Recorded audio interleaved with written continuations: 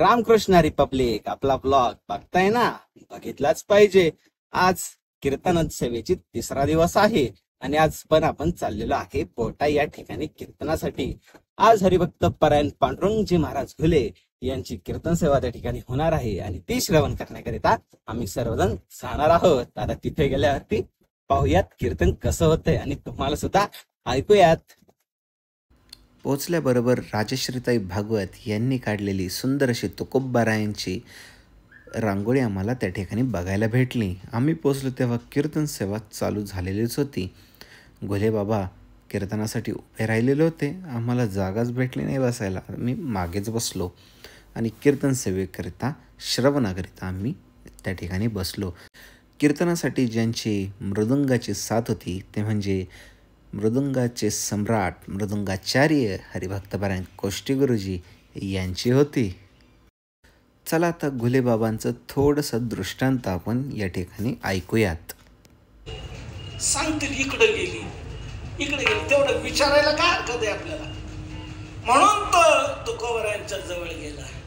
ओ तुम्ही तुकोबाराय भजनात तल्लीन झालेले होते।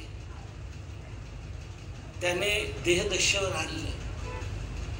तुम्ही तुकोबाराने म्हटलं, कोण साधक आला इतक्या अरण्यातून, काय त्याची परमार्थातील अडचण असेल म्हणून आला असेल, काय हरकत नाही आपलं भजन बंद करायला, काय त्याला पाहिजे असेल ते मार्गदर्शन करूया। काय रे बाबा, काय तुझी साधनेत अडचण आहे, कशा करता तू इकडे आला, काय हवं? तो म्हणला, साधकन साधनेतून अडचण काय म्हणता तुम्ही? नाही, तुम्ही इतक्या लांब डोंगरावर आलात म्हणून म्हणतोय। अहो साधनाने काय नाही, मग कशा करता आलात? अहो आमची ती वाकड्या शिंगाची म्हैस ती हरवलेली आहे, 2 दिवस झाला मी शोधतो पण सापडत नाही। इकडं आले असेल, हिरवा चारा दिसतोय म्हणून आलो आहे, तर म्हैस नाही दिसली पण तुम्ही दिसले, म्हणून तुम्हाला विचारावं असं वाटलं म्हणून मी विचारलं, म्हैस पाहिली का? तुकोबारा म्हणतात, भल्याग्रह असता म्हैस पाय नाही करता का मी डोंगर धरलाय आणि तुम्हाला विचारतो म्हैस पाहिली का? अरे देऊ गावात काय कमी म्हशी आहेत काय? इकडे यायला कशाला पाहिजे? आणि मला विचारतो तू म्हैस पाहिली का?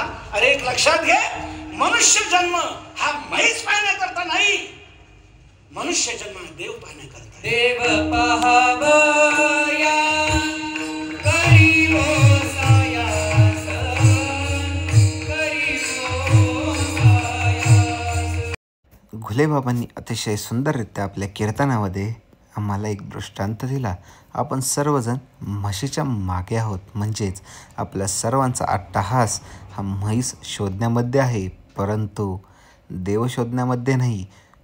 जर आपण शुद्ध अंतकरणाने जर भगवंताची सेवा केली, भगवंताचं नामस्मरण केलं, भगवंताला स्मरण केलं, तर निश्चितच आपल्याला त्याचं फळ भेटल्याशिवाय राहणार नाही। त्याचप्रमाणे घुले महाराजांच्याच भाषेत सांगायचं झालं तर म्हशीच्या मागे न पळता भगवंताच्या मागे पळा, तुमचं जीवन सफल झाल्याशिवाय राहणार नाही।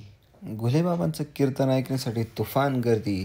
घुले बाबांनी विठोबा रखुमाई असा गजर केला तर सर्वांनी हात वरती करून विठोबा रखुमाईच्या गजरामध्ये सर्वजण तल्लीन झाले, त्यांच्या नामस्मरणामध्ये तल्लीन झाले। पूर्ण मंडप भरून सुद्धा, मंडपाच्या बाहेर सुद्धा गर्दी होती, भरपूर लोक या ठिकाणी कीर्तनाला आलेले आहेत। तर तुम्ही कसली वाट पाहताय? जे कीर्तनाला येत नाही त्यांनी सुद्धा कीर्तनाला यावं आणि ह्या कार्यक्रमाचा आस्वाद घ्यावा अशी सर्वांना विनंती आहे। कीर्तन ऐकून आता आम्ही आलेलो आहे घरी। आमच्या नानात पण दमलेले आहेत, भरपूर टाईम झाला आज कीर्तनाला। महाराजांनी थोडंसं लेट सोडलं कीर्तन, जेवण वगैरे करून आता आम्ही आले आमच्या घरी। आता भरपूर टाईम तर झालेला आहे। तर आजचा ब्लॉग कसा वाटला तुम्हाला सांगायला विसरू नका, कमेंट करा, लाईक करा, शेअर करा।